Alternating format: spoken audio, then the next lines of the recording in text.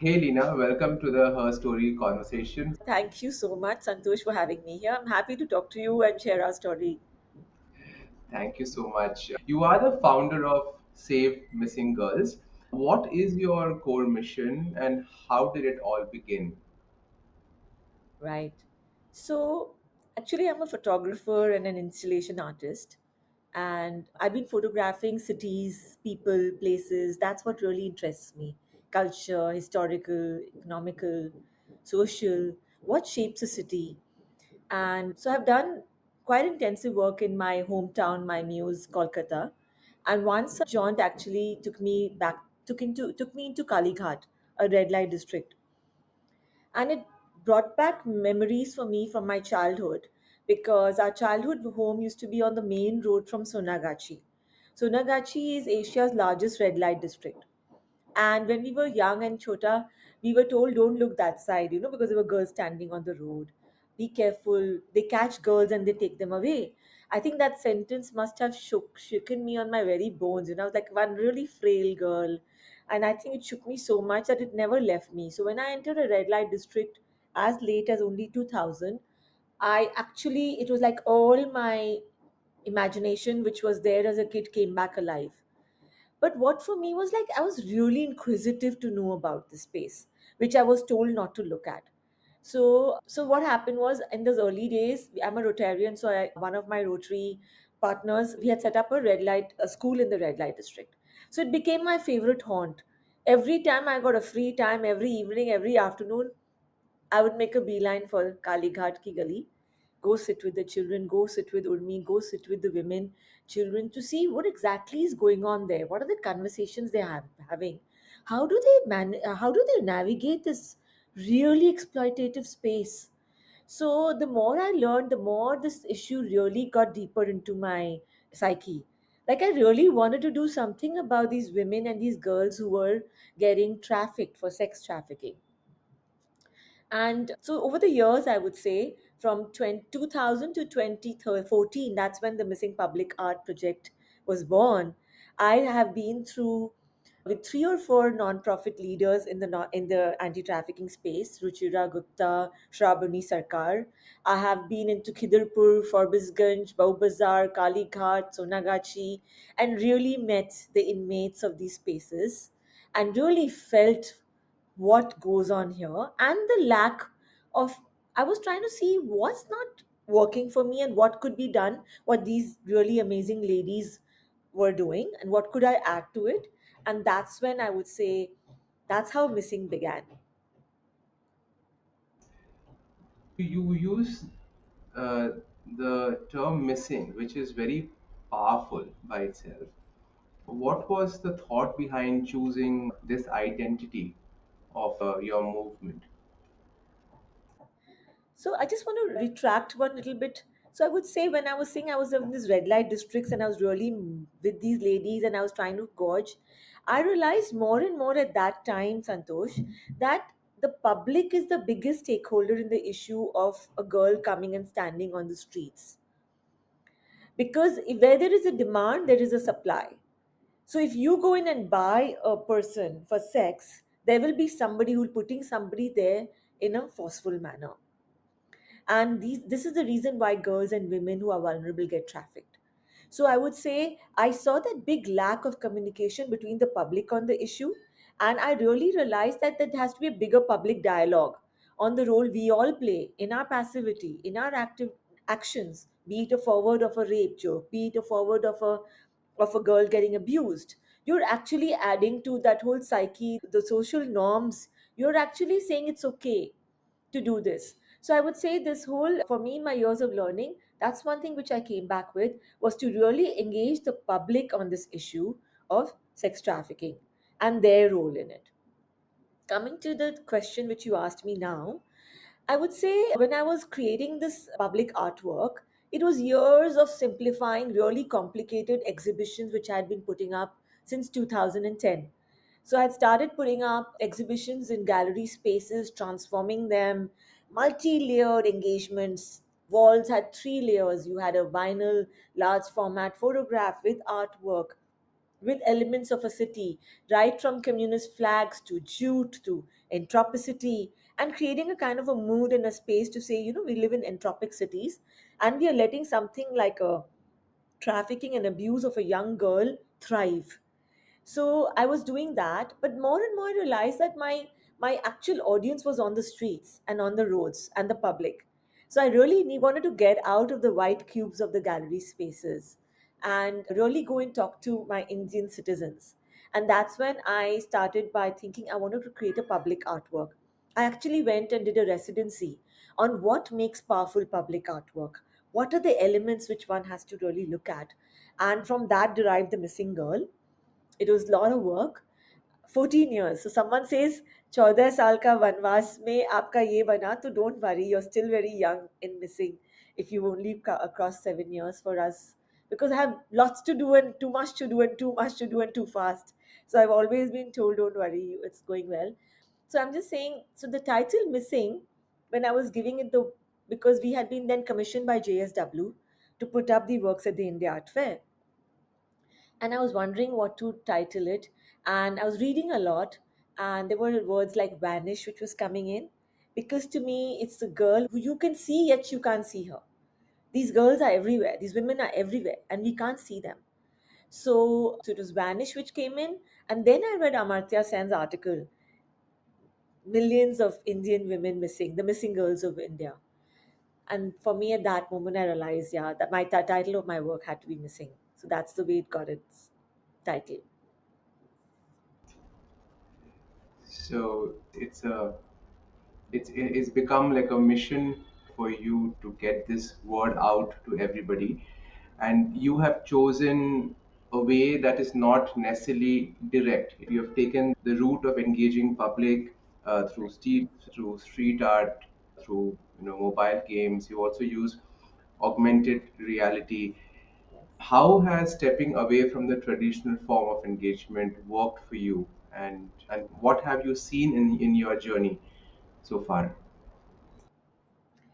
It's very, I would say, it's not the path well tread. Very few people, especially in India, public art is really not something which even the government commissions, or there are certain funds lying for it, like you have them abroad. So, and the fact that for me as an artist, it was very important for me to be true to myself. What do I want to say? What does my art want to say? So am I doing art for being having another exhibition, or do I have a mission with my art, or do I want to say something with my art?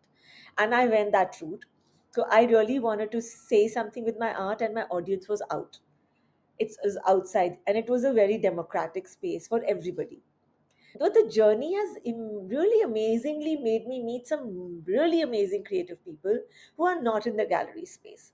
So in the young days, when the Missing was just born, and we did a crowdfunding campaign for Missing after the JSW launch. We wanted to engage more public. So we did a social media campaign, and there was a journalist who came to interview me for an article. And I just told her, hey Rohini, I'm really looking for a campaign manager. She said, I'll be it. That's the kind of response I got from, say, early 20s to, yeah, the 20-year-old audience, which I was, who loved what Missing was doing. So, and then we did a whole, for the crowdfunding campaign, they said, we need some ground activity. We actually got all the girls from Hamari Muskan. They came in along with a group of girls and high school students from Modern High, whom I was also doing an art project with. Got them all together in one roof, made them all talk to each other. It was an amazing engagement. Then they all sat and cut the Missing Girl silhouette at that time, and then we went across the town and did the silhouettes.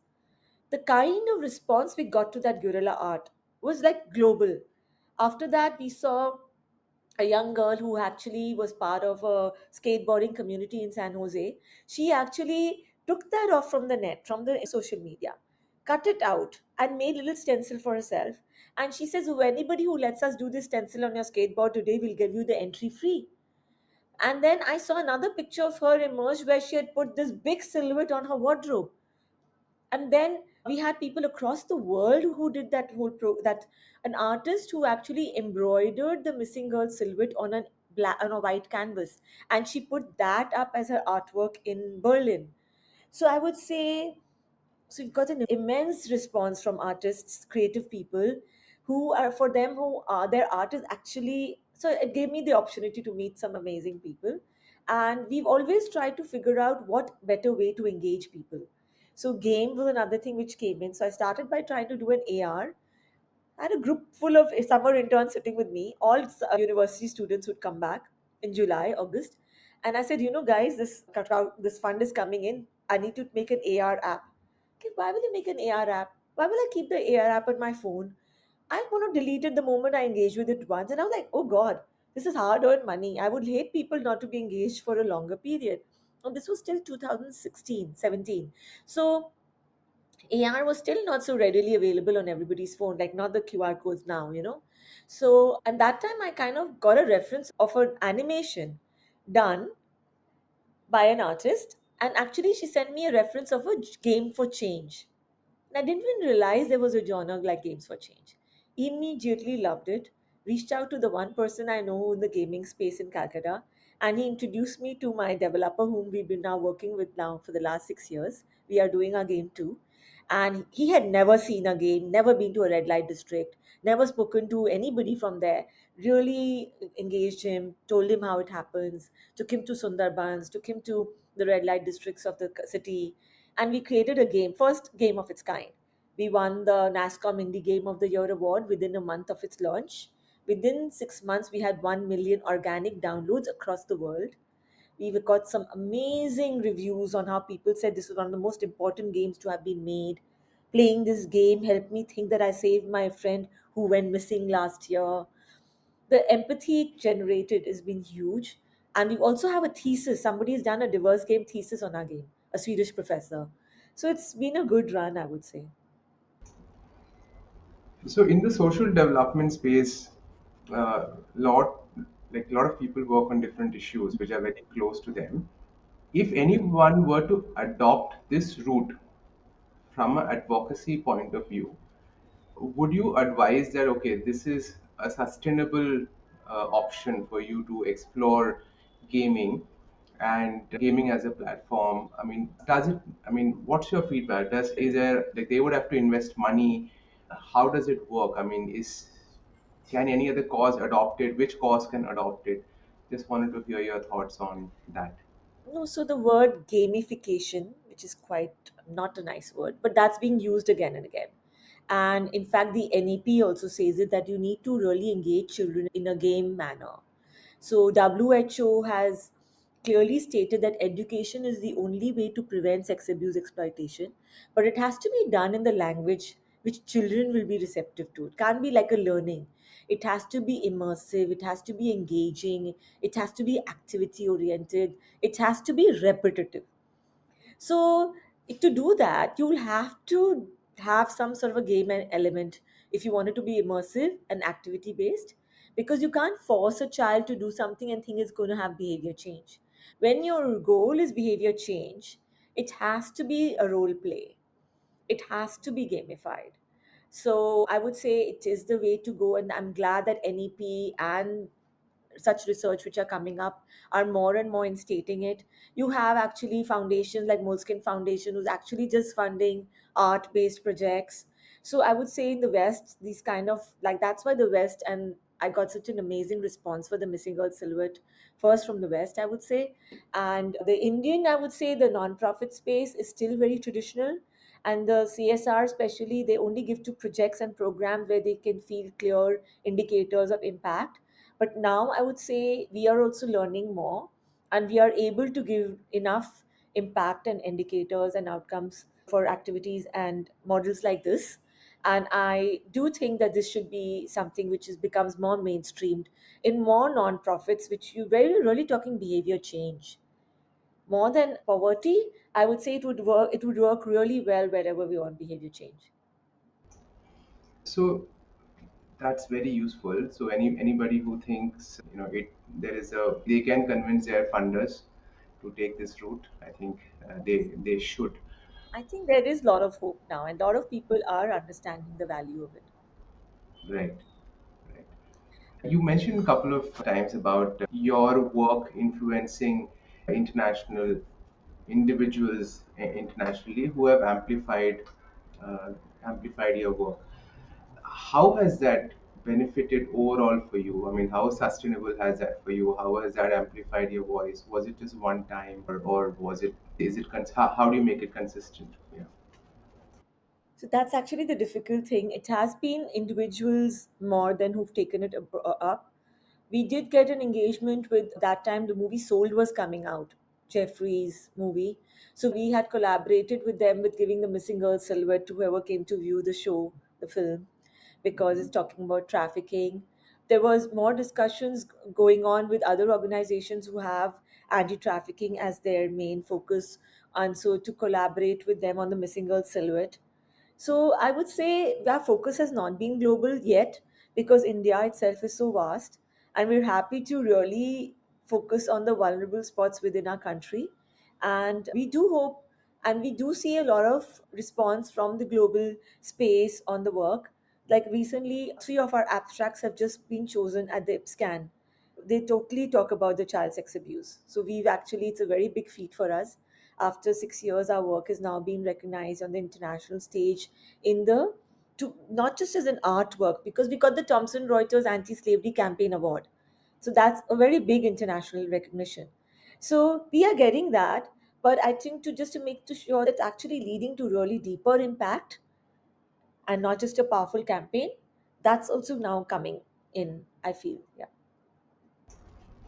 And from an Indian context, while your work has started in the eastern part of the country, how quickly were you able to scale it to different geographies?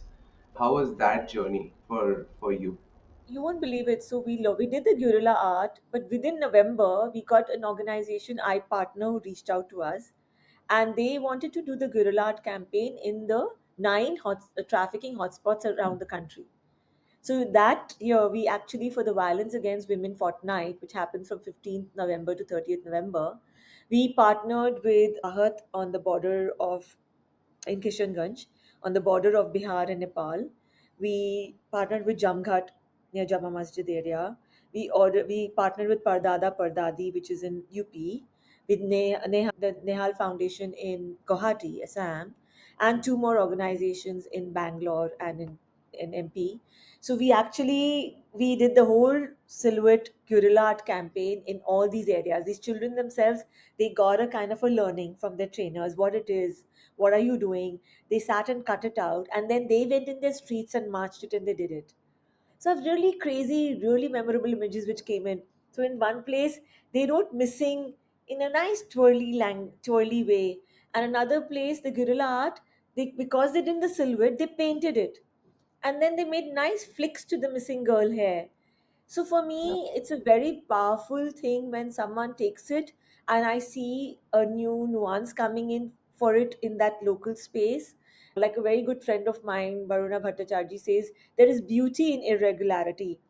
So we also did something really different, which most artists won't do. I gave everybody the silhouette. The IP lies with me, it's mine. But I'm actually giving it as a symbol for anybody to use it as a protest against sex abuse and exploitation. Wonderful. So you have a MASP program as well. Can you talk us through that program? And Yeah, so the MASP is actually the Missing Awareness and Safety School program. So in the early days when I was working and I went to Sundarbans, met survivors, one young girl whom I met, she'd come back, she had been rescued in a police raid. Thank God for these police raids. So many children come back home. Really want to thank the police for that. The police raid, this girl had been, I mean, who had rescued, they had rescued. She came back home, and now we were supporting her with a machine, and she was learning tailoring. She was only 16. She had got trafficked at 13. She was there in the black holes till 14, and she had got saved, and now she was rehabilitating, and now she was learning, very happy. She was learning how to make all these embroidered kurtas, and so she was in a real. So I just happened to ask her, कि ये हुआ कैसे. But she was a perfectly happy girl the 1 second, and the next moment when I just asked her to remember what happened to her 2 years back, she froze. She froze. Her eyes dilated 3 times. It's the fear which I would say what happens when you see a snake in front of you and you know death is coming. And I was just touching her arms and her hands. It became cold and balmy. She broke out in a sweat. I was so aghast at what my question had done. And we took some time and we kind of soothed her and we got her back to normal. And then when she was able to talk, she said, "मुझे नहीं मालूम था ये होता है." So a 12 or a 13 or a 14 or a 15-year-old girl who gets trafficked, saying, they don't know that something as heinous as sex trafficking even happens. Because no parent really wants to expose children to things like this, right? They don't even know that people will even do such heinous acts on them. So that kind of really stuck with me. I said, if children don't know, they have to know. For that, you need to educate them. So we started by creating a 1 hour program. At that time, it was still called the Missing Anti-Trafficking Program, MATP. And it had a lot of audio visual. So that's my USP. Really talking about engagement being the core, not immersive, non-preachy. It should, if you enter a classroom full of students of say 50 or a 70 or 100 children in a government school, it should have the capability to get a pin drop silence from them. So we used to start with the missing trailer, the game trailer, pin drop silence, and then we used to show slides, and the trainer and the people used to know what each one is going to do, so keep the momentum going. And we threw in three more scenes from the game within the 1 hour, so it kept everybody on their toes, waiting for the next audiovisual to come in. So now what happened was, after we'd done that, we realized we got a lot of response from headmasters, misters, schools, कि एक घंटा का program is not enough. It should be longer. And that time, 2019, people were already seeing the effects of social media on children. People at social media, they have to be taught, and teachers actually don't know what to do because it's not their subject. So we sat back in COVID and made a really extensive program, made it a longer curriculum, and we made a script which we totally made it into audiovisual. So it's a moving image. You enter it and you switch on a screen, and there is a moving image in front of you. So that's how the whole program happens. We have now successfully executed 50,000 children with this program this year.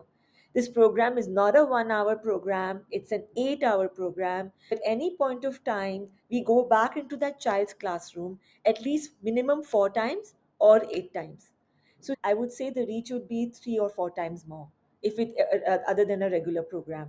And are you going focusing on the area where the trafficking happens, or is it across? You're approaching all schools. So more and more as we were learning, and we know that this is an issue is now actually geography agnostic, class agnostic, and it's for boys and gender agnostic. So we started building up this because cyber, again, because of the digital world which the children are inhabiting, had started inhabiting from 2019 onwards. We realize more and more that cyberspace is becoming the new space where children are getting trafficked. The very definition of trafficking is changing here, because trafficking actually move child moving from place to place, or a trafficking victim moving from one place to the other. But here it can happen in their own houses, in their own rooms, through their screens. And what's really big is like children are self generating material for friends online, and these friends and predators actually sell it. So they're leaving behind a digital footprint which they'll never be able to shake off, and can have really dark repercussions on this adolescent's life. So, so we're really talking about cyber abuse, cyber enabled trafficking, and it's for every child everywhere. And so this program actually handles all these issues. So it's really making every child more aware and giving them agency, because today 48% of children are talking to strangers, and today parents are definitely not able to monitor their child after they are 12 or 13 or 14 all the time, because they're going to tuitions, they're going to classes, they're doing, and they have peers whom they are engaging with. So it's really important that we give the agency of their safety to their children themselves, so that they are able to understand, hey, is this a safe situation or not? Just like how you teach a young child, don't put your hand in the socket, it's going to be electrical. Just like that, you teach a child, cross the road, look left, look right. So it's really important to make this education so basic, so that every child really knows that this is the new world which they have to navigate through. Right. When we like, I mean, I just love what you said. Like, the trafficking is no more about moving from a place to another place. It's literally, it's penetrated to where you are sitting. Yeah. It leads to a lot more complex like situation, because the traditional trafficking that we speak about has multiple causes, and many of that can be attributed to poverty, natural, like the disasters. Typically, whenever Disasters, you have right. some disasters, war is another area, right? Whenever you have, so these becomes easy areas for them to kind of reach out. But this is different, right? This is also psychological, wherein it are these linked to self-esteem, parental negligence, or substitution of time with something else? Is there an age bracket? So a lot of questions, correct? So, but I'm sure Totally, you we hit don't it have on the head. answers. It's Sorry. totally connected to everything what you just said. It is totally. Today, I would say parenting is very different when parenting was even 5 years back. I would say earlier on, it was how to bring up a little baby used to be the most concern, right? 0 to 6 years. 6 years ke baad, oh God, now my child is grown up, they can take care of themselves, and you let them free. And then when they are 13 or 14, you get them back under your wing because now you're focusing on their board exams and their performance. So, but today, a 6 to 12-year-old is really a very important age which a parent has to learn how to navigate with the children, because these are the formative years. Most child abuse happens in pre-adolescence, first timers who've come online, and so it's very delicate age. So today parenting cannot be substituted. You cannot be a fly by helicopter parent. If you really want to have a child, you really have to know it's going to be a full time engagement. You have to be your child's best friend. So we've spoken to psychologists. Adolescents by nature are curious. So if you are going to bring up your child to be smart and curious and ask you all the right questions, you don't imagine it's going to be linear and only be in the space which you think they have to exert their curiosity. They are going to do this 360 degrees. So for that, you really have to engage your child in all the conversations, all formats, and you have to be there. So everyone's saying you have to be your child's best friend. So I would say today what's really required, which I'm really coaxing some psychologist friends of ours to do, is we need to do parental books for 6 to 7 years old, 7 to 8 years old, 8 to 9 years old.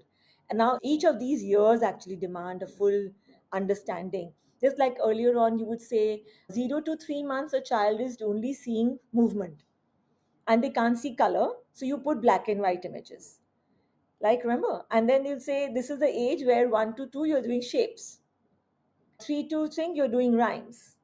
So that kind of breakdown, which we have done for early years, needs to be broken down today for adolescent psychology and learnings for, I would say, 6 to 13-year olds, 12-year olds. Because Right. today age and appropriate material is available for everybody. Historically, we've known that 97% of boys have watched porn at 10 years old, and that's a stat I've got from 2015.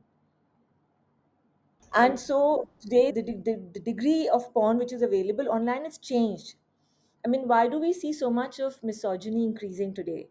There's a lot of objectification and abuse of the female body or the male body happening online.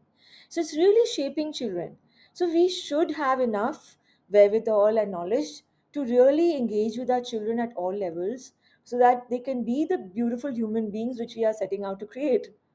So it can't be just wishful thinking.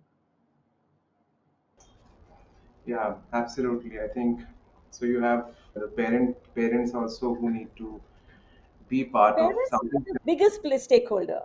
Yeah, Mothers, parents, you have yeah, to know. You can't say, oh, I don't know how to go on Insta. Oh, I don't know social media. You right, can't say that now. right, right.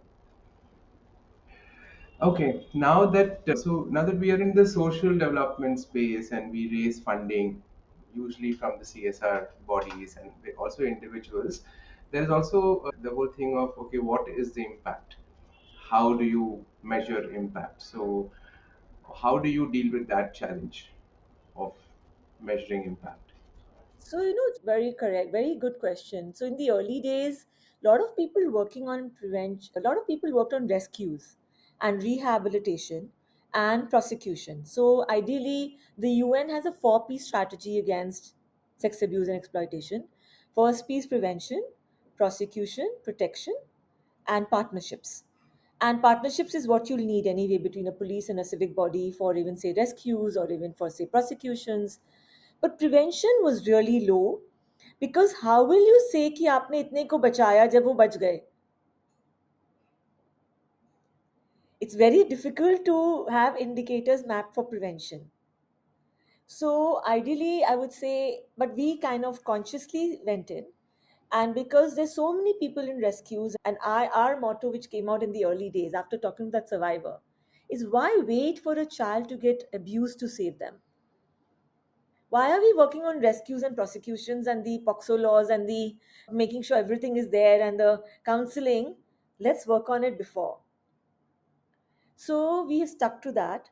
So indicators have been very difficult. Early days indicators used to be mainly reach, that the program has been done, and the indicators would be more like okay अगर आपने FNL भी कराया और अगर आपने 50 बच्चों को multiplication सिखाया, then you're assuming that a class 5 student who's gone to class 6 knows his multiplication. There are certain things which you can say a ground level it's an understanding that they know it. So on that premise we used to build our kind of understanding of how it went. But beyond that we used to always have a pre and post questionnaire to show how much was their knowledge before and how much was their knowledge after. And now, going, of course, going ahead, we are doing more long term longitudinal studies between two areas where we are working. So, if one area where we haven't worked and another area where we are working to see the kind of difference of the children's behavior, the drop in trafficking. So, I'm very happy to say Kulturi has had no trafficking case since last 3 years. But the other formats which are increasing everywhere is child marriage, elopement. So today, adolescent sexuality, which nobody wants to address because nobody wants to assume that an adolescent is sexually active, is actually leading to a lot of risk behavior amongst children. So a lot of children, especially in rural spaces, not in urban so much, there is a lot of elopement happening. And then they come back home and they have kids. So this girl who's now not educated, she's in the same space which a generation 20 years back were forced into child marriage. So they have by 15 they're married, by 17, 18, 19 they'll have two children, and then the husband either absconds or he's becomes a migratory labor because there's not enough money here and they need to earn and never sends money back home. This girl who's now waiting to feed her two children makes a beeline for the red light districts from which she can never come back. She's trafficked. So sometimes it's voluntary walk-ins and then they can't come back. But I'm just saying the situation, it seems like it's the same thing, but it's taking different forms of elopement, child marriage, and cyber trafficking. It's taking new forms. I don't know if I answered your question because I went into a space which I'm very deeply working in. So do ask me the question again if I have missed out No, anything. I just want to take a thread from this. One is the physiological aspect. What about the economic thing? What I'm trying to touch upon is the per capita income. I think that is broadly what it is. So, what do you, is there a correlation between the per capita income and this you are talking, that this situation that somebody goes through, the elopement part, and then having, eloping early, having two kids? Is there a correlation between the per capita income of It does definitely add to it. So in Bihar, there's a very high index of poverty leading to trafficking. So because a lot of children are actually sent by their own parents for working in factories and working somewhere, which of course girls then of course get abused in all formats, not only for labor. And northeast also, because of poverty and lack of resources, a lot of children are sent from there through agents who are looking to give them jobs. So it's like one less mouth to feed, and the parents might say, "Ha, theek hai, go with this uncle, he's going to give you a job." So poverty definitely plays a very big role, and poverty also leads to migration of labor, of parents who actually leave behind children who get more vulnerable. So a lot of incidences of trafficking which have happened even in Sundarbans because parents are in the fields and they are working and they have to work. And so the child who's at home becomes more vulnerable to suscept people, to predators. So, and even for them to follow up on a rescue case or a child's case is difficult because if they don't go on the field and work even one day, they will lose that money which is essential for them to put food on the table the next day. So, poverty definitely plays a very important role today, also. Yeah. Okay, you touched upon rehabilitation very briefly. How does rehabilitation work in the practical sense, and what kind of skills works for these people for them to earn a living? Right. So we are not actively working on rehabilitation, but by default, we still do it because we are in the space. So counseling is really important. So though I might set up a skill training unit for vulnerable girls and women, victims of domestic violence, victims of abuse, but getting victims of trafficking who've come back home into a public space is really difficult because they are in a very bad mental state. So, to streamline their life, they need to be more focused counseling one to one, more focused hand holding, and especially, I would say, even for today, because there are a lot of juveniles who are committing crimes which are in conflict with law. So, even when they come back from homes, they need lot of counseling so that they can really step out of that and come back into their, in a positive framework and not let the guilt shape their future life because today every fifth Indian is an adolescent today, and the kind of adolescent behavior we are seeing today is very high, the risk of behavior. So it's really important that there's more counseling more in schools and in communities given to children who need focused care, more hand holding. CWC plays a very big role, child welfare committees, the Anganwadis, or all these government organizations, they really need to really play a stronger role to make sure that victims and survivors, as well as people who have been in conflict with law, each of them get their due amount of hours and handholding for them to come back into normal life. Beyond that, of course, skill training them on a skill set, doing some career counseling, placing them. It's a very important route which we have to really build that whole machines. Right. Okay, now one thing we all are talking about is artificial intelligence. Hmm. How does AI play a role in your mission? And how do you see AI, contributing to what you're doing? Right. So AI is changing so fast, right? The last we heard was deep fakes. And then of course now everybody's understanding of deep fakes, especially because of all those politicians which you see in every format coming. So everybody's realizing now you can't trust a image. And the laws are with the person who is in the AI because the people can actually make you liable if you put out a fake AI or an AI is fake out there. So it's a very important for people to know their rights. I would say not even AI, even if it's an image which one has shared with a fellow peer, and that person then chooses to share that very intimate image on a public space, then those people are liable by court to be sued because the IP and the ownership of that image still lies with the person whose image it is. So it's really important for us to educate the next generation on AI, and so that they don't use it for purposes which might criminalize their behavior. So they can't say mujhe nahi malum tha, so they also become victims of that lack of knowledge. Yet at the same time, knowing it also, they'll understand, oh, we shouldn't send this image ahead. It's not right. And we might be sued. And the government and the police will come after them. So these are very important. I think understanding of our laws and our rights in this space will really help us curb the abuse it can do. Other than that, I think people are now becoming already smarter about seeing abusive behavior online and what could be AI. And forwards and all are really not called for. Abusive behavior and trolling, which happens with the group of people who do it, they could still do it. So that's another ball game altogether. And but for positive use, it's really helping us nonprofits in our work. We're able to do the first length of work faster and really looking to really use it in a more constructive manner sooner than later. Right. And AI is Uh, also used by organizations who use fake face detection or any detecting of CSAM online. So the police and the cyber units are using it, and they're able to detect child sexual abuse really immediately. So that's really positive ways of how to keep the net clean, and pull down material which needs to be pulled down. right.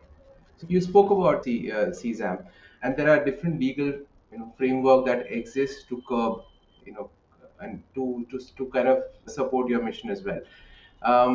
What are those legal frameworks, and do we kind of tell people that this is the legal framework, and when you do this, you are breaking the law, and this could be the result of what you are doing? So are we kind of educating people in that space? So what, first of all, what is the legal framework? Are we educating people in that, and do you think that's going to help? Yeah, so I would say India has a very powerful law called the POXO law. It's for prevention of child abuse, and it takes care of the child in multiple facets, and it gives the child full legal rights to get a expedited hearing of their case and such. So, but the child protection policies which have also been put in place by the government. But what we are really pushing for is to make sure that every education space at school is a very important space for us, because that's a space where, with right to education, every child is entering a school. So that's a space where we can really educate children, first responders, be it the teacher, principal, parents, caregivers, on the rights of child safety and the laws in place. So we are really using this as our catchment area to engage. So moment you know the law, you are able to take your rights, and you're able to say, hey, this is my right, I would like to fight for it. So it's really important to empower the first responders, the children, and everybody on their rights. And we are really pushing for child protection policies to be in place in every school, and POXO laws also to be shared, and the knowledge of POXO. Like, we are really saying that instead of just posh committees in corporate spaces, we are looking, say, why don't we have POXO committees in every school, which should have representation of parents, local, if it's a village, then the panchayat, and some other people, and the teachers and children voices in that committee. So we are really pushing for that, and they are in place. They just have to be utilized and known, and and the legal steps take really long. There are about 2.73 lakh POXO cases lying unattended in our POXO court cases. This is really sad, because POXO is supposed to be a fast track court. So these are the things which the government really needs to work on. And and yeah, I mean, I think I've covered these questions. Yeah. And how are we defining these new kind of abuse and exploitation which we are seeing? So there have to be new laws coming in soon. Again, cyberbullying is huge. It's not just bullying. Like, I'll just tell you, if you say Hindi में bullying को क्या बोलते हैं? What is the word for bullying in Hindi? I don't know, What I actually. came to know was badmash. Actual villain to a person who's just doing a little bit of a naughtiness. While cyberbullying, which it's really fatal, it's actually led to suicides. It's left to lot of pain and grief to a lot of children. So I'm just saying there are new words which need to get allocated. There's a euphemism of, say, grooming, where predators are actually talking to children, making them becoming friends, and then enact acts for them. That's called grooming. Grooming is such a positive phrase. So it's about really bringing forth more conversations on these kind of learnings, and having proper phrases for them, calling out perpetrators for what they are, instead of giving them glorified euphemisms of Johns or whatever. And yeah, I would say that's where we really need to work on in the future. Right. You get to engage with a lot of youngsters who want to join your mission, who are inspired by your work. Many may want to do something on their own as well. So what is the most common question that you receive from them, and what's your usual advice to them? No, the young people actually, because you had so many who've joined us and been part of the campaign, it's like they want to be a part of it. That's the kind of thing. We have had lots of volunteers. Like in COVID, I literally had a Zoom full of volunteers who did amazing work. And so, I mean, a lot of people, because there's lots to do here, So we're quite open for when people come in with expertise, and who want to build this, because our take on this issue has been very different. So it's really engaged a lot of the young crowd. So I would say, beyond missing, if they have any passion which they really feel strongly for, I would just say just do it. Take the first steps out. Starts by a campaign, could be a 1 week or a 1 month campaign, but it could definitely lead to something stronger, or a collaboration on the mission with a stronger organization where they'll be able to give their whole. So it's a very good space. I'd say go for it. Super. So on this positive note, I'll switch gears to asking you some rapid fire question. And as the term suggests, it has to be rapid. So you are not allowed to think too much. So it's whatever comes to your mind first and fast. Okay. Yeah. Okay. One word that you would describe yourself: Creative. street art or photography, your first love. Photography. The place you would love to install your next big public art piece. Yeah, my dream space is the Marine Drive skyline, because the missing girl silhouettes like black holes would be perfect against the sky out there. And Yeah, it's, yeah, true, true, true. The most inspiring change maker you've met. probably it would be one of my survivors, whose case we are just following, whose case we are still going through. I love her gut, her grit, her determination, and she's ready to do anything to get justice. Wonderful.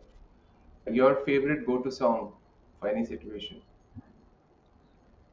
Let it be, let it be. Wonderful. A guilty pleasure after a long day. My vegan hot chocolate. Well, you know how chocolate is. If Yeah. you weren't doing this, what could you be? I would be traveling to explore more societies, places, people, communities, photographing them and sharing them with the world, because I feel the world is a beautiful place and there's so much to learn in every pocket. And that excites me. The history, the sociology. Yeah. Nice. Three things always in your work bag. Haha. So I would say it's actually my phone, my iPad, and yeah, I mean these two can actually make you take on the world, and a charger probably. Charger.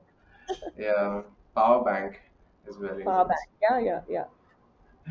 A quote that you live by. It's actually do your best and leave the rest. Nice. If Missing were turned into a film, who would play you? So actually, there's already a film on Missing, and it's been done by an award-winning filmmaker called From the Shadows, and I play me. Oh, And yeah, she followed me for 5 years. It's called From the Shadows. Yeah, happy to have been wow. there. Yeah. Amazing, amazing. That's superb. So thank you so much for everything that you do, Lena. It was wonderful having this conversation with you. More power to all the work that you do.